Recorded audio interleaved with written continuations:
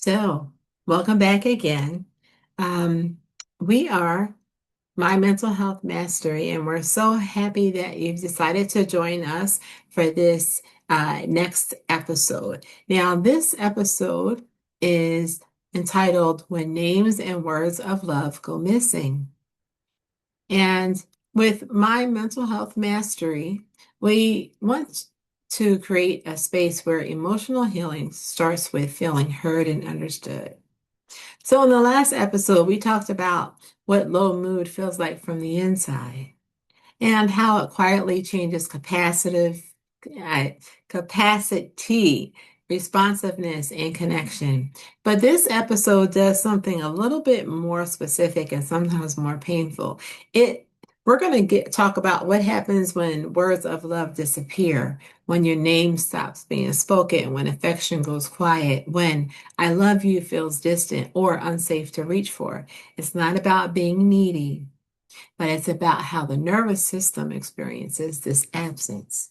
And you'll see in my mental health mastery universe, if you haven't already noticed, that a lot of the things we talk about are related to the nervous system, and that's an underlying theme. So we're going to pause here for a sec. Okay. So, who is this for? Well, if you see something subtle that has shifted, or your partner talks around you but not to you, or they may use functional language but not your name. Also, they can move through the day, but there's no warmth in their voice, and nothing is technically wrong, but your body feels alone. Well, that ache is real, and this episode is for you. So when that feeling hits, may not say anything out loud, but internally, this is a way to reframe what you're feeling. You can say to yourself, my name matters. I am someone worth being spoken to. I deserve to be acknowledged in this space. And this is not as a combative thing, but this is an internal reparenting. It's a way for you to help yourself and your nervous system to know that you're okay by saying those things to yourself when your low mood spouse is not able to do so. But before we go further, I just want to set some parameters. This isn't about demanding words from your low mood partner or correcting them or proving how much this matters, even though that may be how you feel or what you want to do. This is about understanding why it matters to your body, even when your mind tries to minimize it.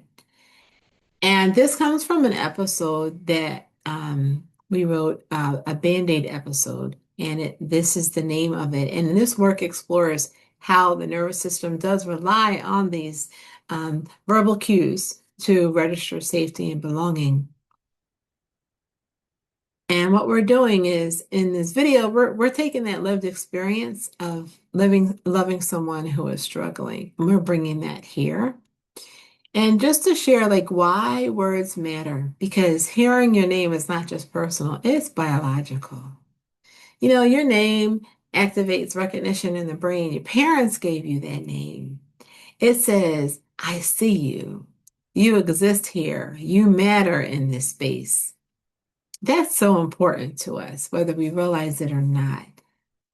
Also, affectionate words, they help the body soften and settle into connection. So when those cues disappear, your nervous system doesn't say logically, it's just logic. No, it scans. It says, am I invisible? Am I still wanted? So one of the things that we can do when you're scanning is say, you know what? Pause. I matter here. Even if it's not being mirrored back to me, I don't lose my worth when someone goes quiet. So, why this hurts with people with low mood when you're experiencing this? Because low mood often flattens expression. Your partner may not realize what's missing, they just may assume love is understood. And a lot of times they don't have the capacity. They may feel too depleted to even reach outward. It's all they can do just to function and get through the day. And for many men, emotional language is the first thing that goes when they're under pressure. And it's not because love is gone, but because access. is. So the silence becomes confusing. It's silent for you coming that you're hearing, but they don't have the capacity at that moment to deal with emotional language and their feelings. That's why they're low mood. But because you're trying to interpret something that you wasn't explained, and somebody isn't going to say, I'm in a low mood or I'm in a low mood state. That's what they're experiencing. So because of that, you're trying to figure out, hey, what's happening? And that's where vulnerability lives. It's right there in that silence, not knowing what that silence means. So let's talk about that vulnerability layer. Losing words of love isn't just about missing reassurance. It's about losing that safety signals. Again, we talked about that nervous system. Well, your nervous system depends on these safety signals. So you feel like, oh, this is good. I'm safe here. And when you don't hear it, even though those words of love, the person thinks it's implied, your nervous system isn't hearing it, and that's a deeply vulnerable loss. So even part of you might feel like, you should be over it by now. And you might have been minimizing it. Tell yourself, I'm not too much, or it's not unexpected that I am wanting this warmth.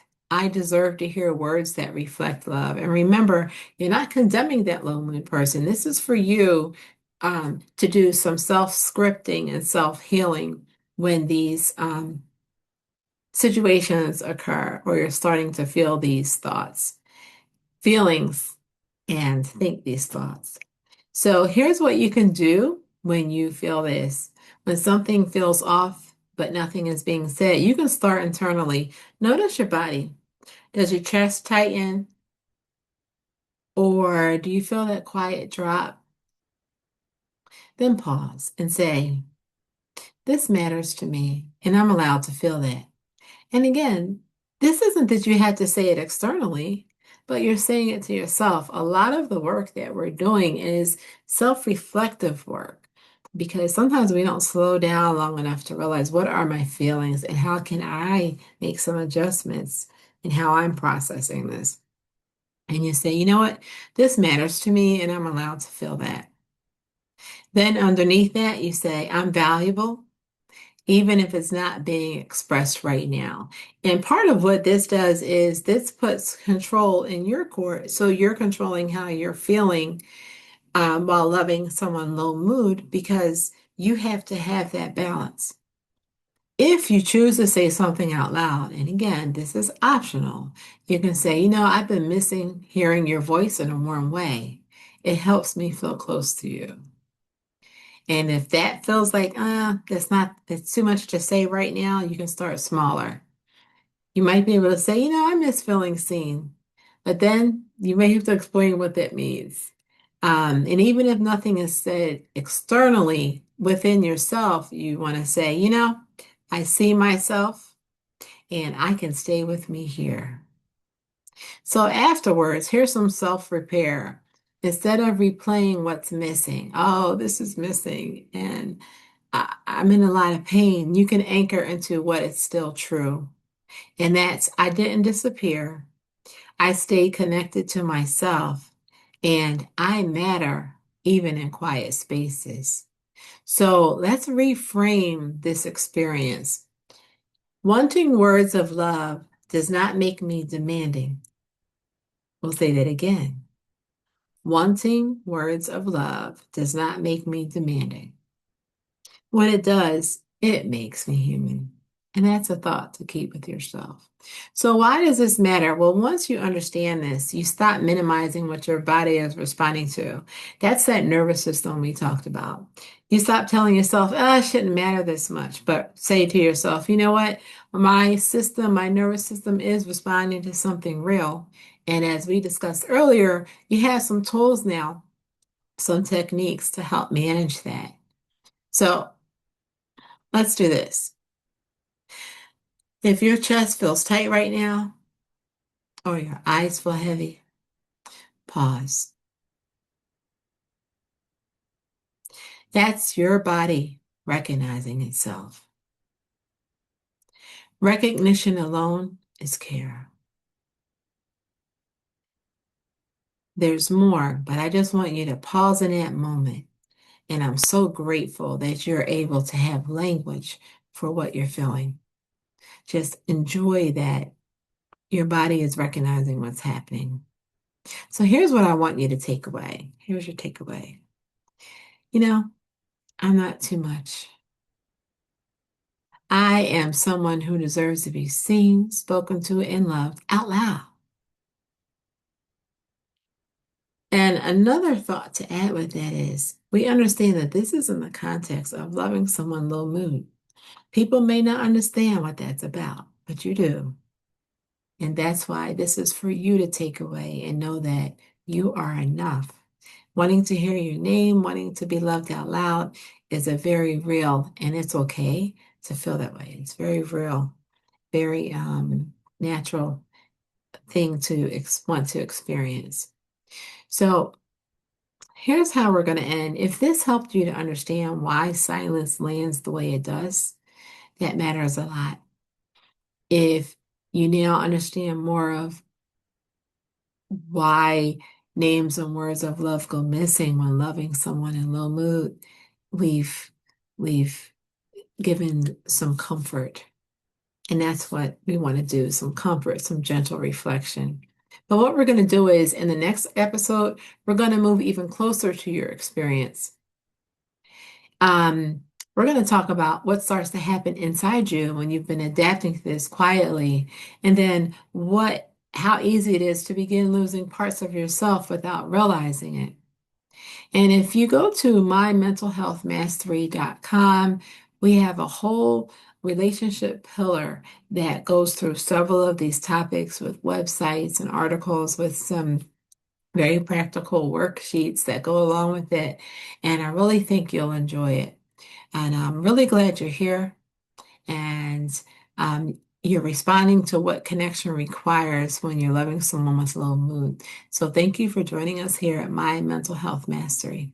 So if you feel comfortable, I know we mentioned this before, can you leave a word in the comment that this episode has made you feel? And again, we want to thank you for joining us here on My Mental Health Mastery, and we look forward to gentle reflection and seeing you again in our next episode.